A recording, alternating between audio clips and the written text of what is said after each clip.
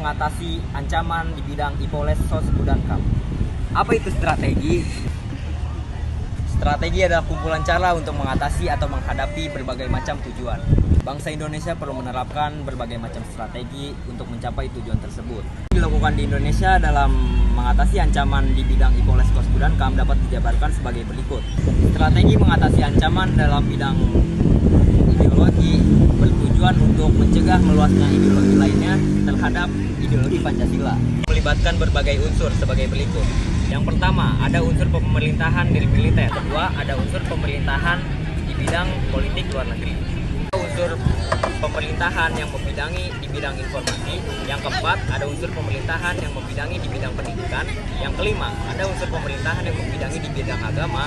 Dan yang terakhir, ada unsur pertahanan dari militer.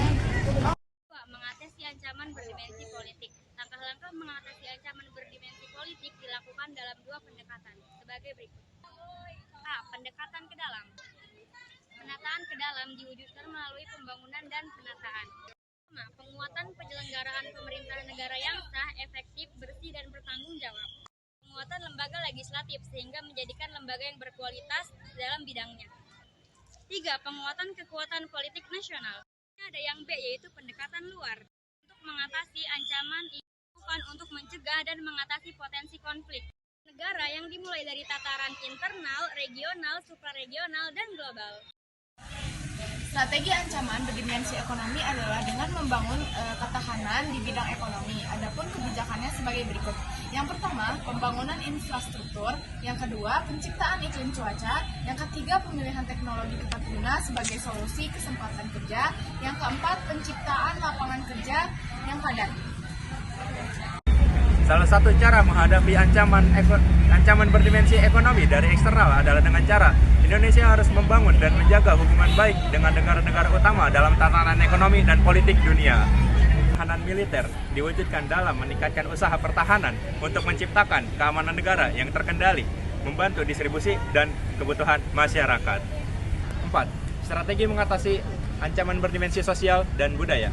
Strategi yang terorganisir dengan baik untuk mengatasi ancaman berdimensi sosial dan budaya ini. Strategi untuk mengatasi ancaman sosial dan budaya ini. Yang pertama, kita menjadikan nilai-nilai Pancasila sebagai filter kehidupan sehari-hari.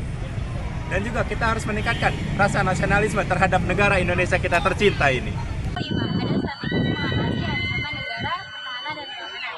Pertahanan negara bertujuan untuk menjaga dan melindungi kedaulatan negara, keutuhan wilayah NKRI, dan melindungi segenap bangsa dari berbagai bentuk ancaman. Adapun strategi-strateginya yaitu yang pertama, mewujudkan pertahanan negara yang mampu menghadapi ancaman. Lalu yang kedua, mewujudkan pertahanan negara yang mampu menangani keamanan wilayah maritim. Lalu yang ketiga, mewujudkan pertahanan industri yang kuat. Lalu yang keempat, mewujudkan pertahanan negara untuk membawa warga negara yang memiliki rasa bela negara. Selanjutnya ada yang keenam, yaitu strategi untuk menanggulangi sistem pertahanan dan keamanan negara Indonesia.